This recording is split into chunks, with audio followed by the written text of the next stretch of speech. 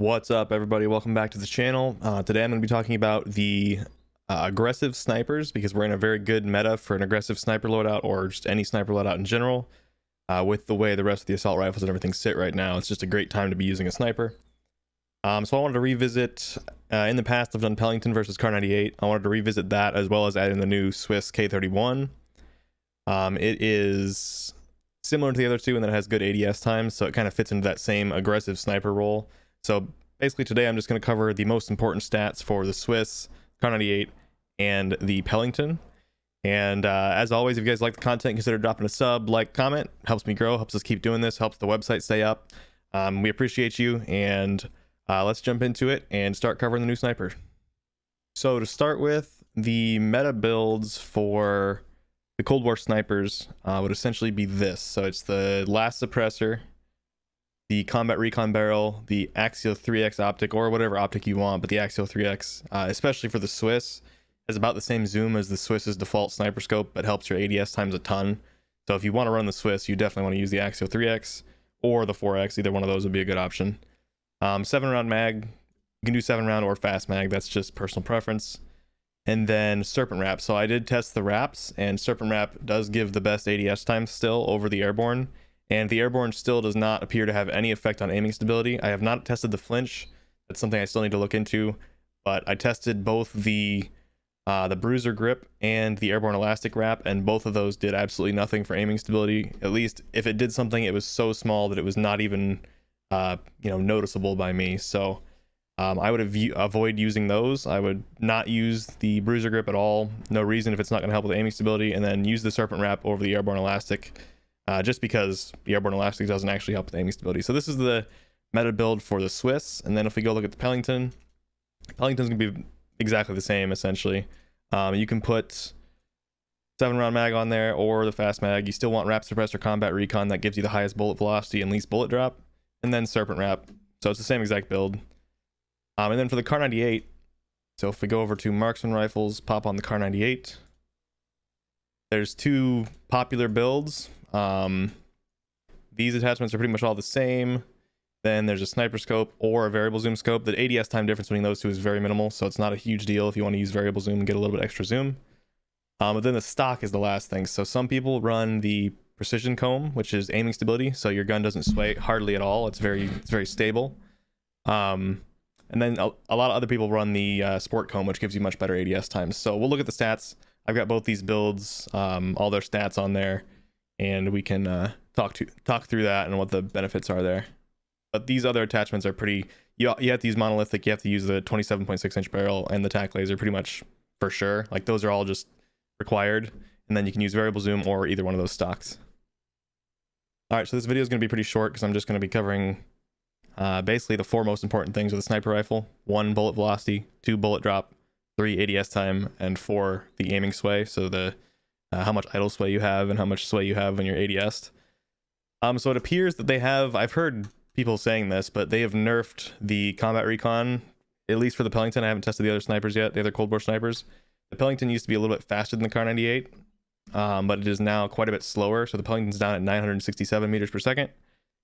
Kar98's up at 1033 still. That's the same as it was before. And then the Swiss, the new Swiss sniper rifle, is down at 900 meters per second. So that's really slow. So Swiss is going to be hard to use at any sort of range. It's always better to have better bullet velocity. So this is not a good start for the Swiss. And the Pelington, it's unfortunate that Pelington's slower now. I need to check the other snipers. I'll be doing that very soon. The other Cold War snipers. Bullet drop, all these bullets are roughly the same in terms of how much they drop relative to their bullet velocities. So I didn't give an actual number because that's kind of, it doesn't really mean a whole lot to give a number of drop because it's only at a specific distance. So I just said Pelington has the middle amount of drop. The Kar98 has the least amount of drop, so it's the best because you want the least amount of drop. And then the Swiss has the most drop, so that's the worst. And I kind of color coded these so you can see which ones are the best and worst in each category. Then on to ADS times. The Pelington with the 3x, so this is this build that I just showed. So serpent wrap 3x, wrap suppressor, longest barrel, and then one of the mags. You get about 400 milliseconds of ADS time, which is decent. Kar98 with the ADS stock gets you down to about 356, which is the fastest of the group. very quick ADS time. And then with the stability stock, the Kar98's around 400 as well, similar to the Pelington.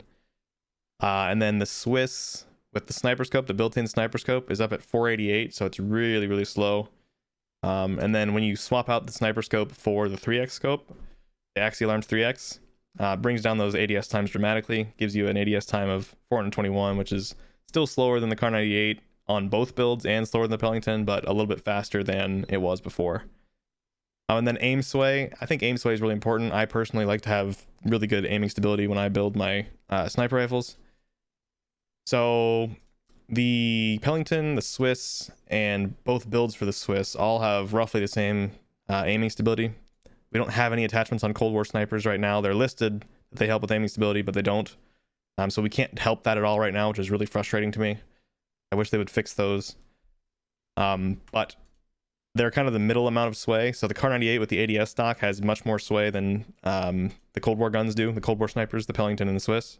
But then when you put the stability stock on the Kar98, it has way better aiming stability. So me personally, I love the aiming stability build for the Kar98. This is what I use. It already has one of the best ADS times of all the snipers, so it's not a big deal. The only thing you would lose to if you were doing an ADS, ADSing at somebody and they had a sniper, the only thing you can lose to is another Kar98. So I'm sure that's going to happen sometimes, but I just love aiming stability. I think it's very underrated and very important for Kar98.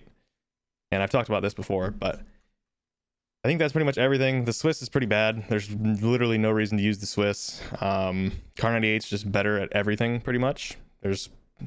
Actually, it is better at everything, literally. Better bullet velocity, better bullet drop, better ADS time, and better aim sway with the ADS build, or the aim sway build. Pelington, unfortunately, now is worse than the Kar98. Before, it was kind of a little bit of a toss-up because it had really good bullet velocity. But now that they've nerfed something about the Pelington, the bullet velocity is lower. So I need to go back and check the other Cold War snipers. So I'll be doing that very soon.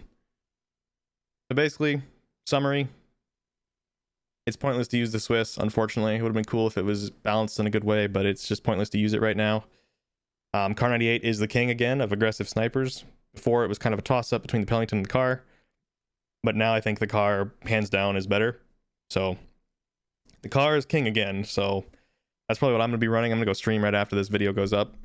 I think I'm playing with Drifter and JGod, so that'll be fun. I'm going to use the Kar98 and see if I can have some good games over there. Alright guys, quick simple video. Just wanted to give you the information about the aggro snipers. Help you pick the best one and the best builds. So as always, if you like the content, consider dropping a sub, consider dropping a like and a comment. And I will see you guys all in the next video.